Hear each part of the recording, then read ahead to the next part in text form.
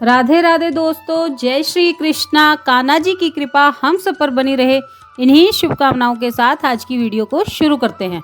दोस्तों, आप सबका हमारे YouTube चैनल भक्ति में आस्था पर हार्दिक स्वागत है। अहोई अष्टमी व्रत, जो कि कार्तिक कृष्ण पक्ष की अष्टमी तिथि को रखा जाता है। संतान की सुरक्षा और सुखी जीवन के लिए कार्तिक मास के कृष्ण पक्ष की अष्टमी तिथि को अहोई अष्टमी व्रत रखने का विधान है।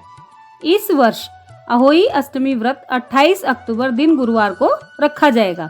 माताएं इस दिन निर्जला व्रत रखती हैं और प्रदोष काल में अहोई माता की विधि विधान से पूजा करती हैं। पूजा के समय में अहोई अष्टमी व्रत कथा अवश्य ही सुननी चाहिए।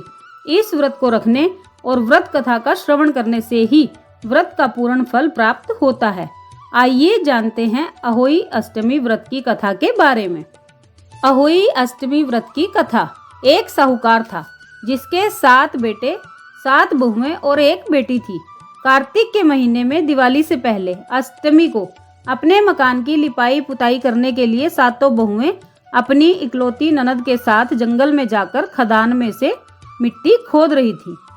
वहां पर स्याहू की मान थी। मिट्टी खोदते समय ननद के हाथों से कुदाली स्याहू के बच्चे को लग गई और वह तुरंत मर गया। इससे स्याहू माता बहुत नाराज हो गई और बोली कि मैं तेरी कोख बांधूंगी। ननद अपनी 7 भाभियों से बोली कि तुम में से कोई अपनी कोख बंधवा लो।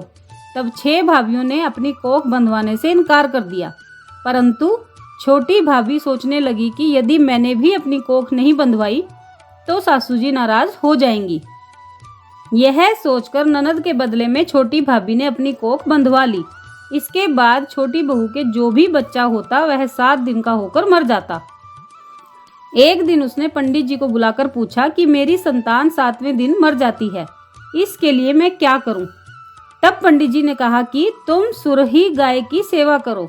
सुरही गाय स्याहू माता की भाईली है, वह तेरी कोख खुलवा देगी, तभी तेरा बच्चा जिएगा। अब वह बहुत जल्दी उठकर चुपचाप सुरही गाय के नीचे साफ सफाई कराती। गाय एक पैर से लंगड़ी थी। गौ माता बोली कि हर रोज उठकर कौन मेरी सेवा कर रहा है, आज मैं देखूंगी।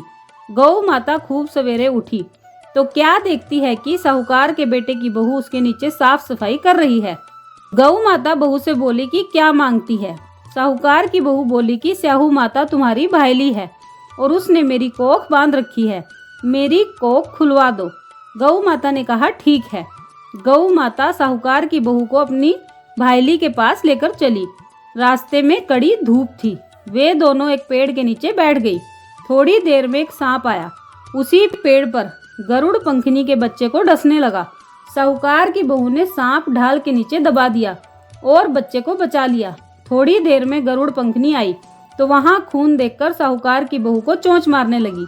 साहूकार की बहू ने कहा मैंने तेरे बच्चे को नहीं मारा, बल्कि सांप तेरे बच्चे को मारने आया था।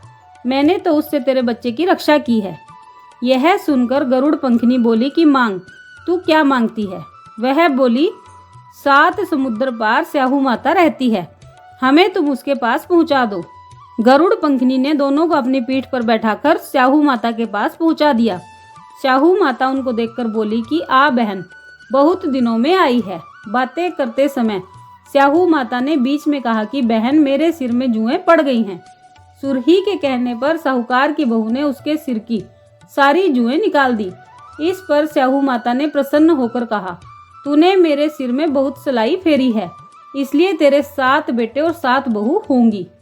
वह बोली मेरे तो एक भी बेटा नहीं, 7 बेटे कहाँ से होंगे?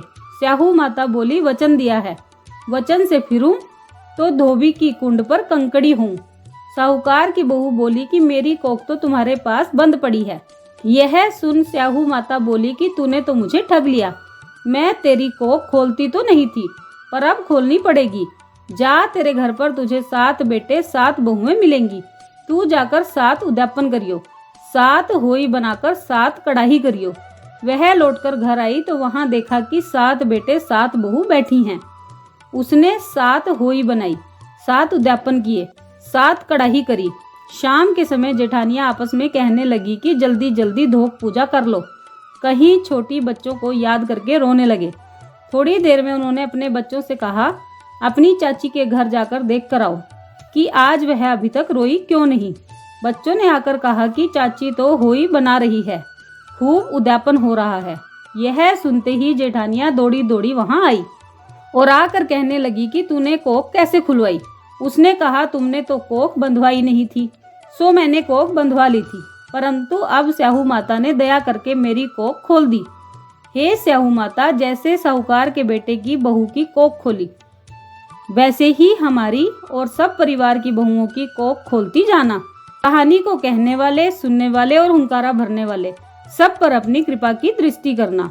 जय स्याहू माता की, जय हो अहोई माता की। तो दोस्तों, ये थी अहोई अष्टमी व्रत में पढ़ी और सुनी जाने वाली व्रत की कथा।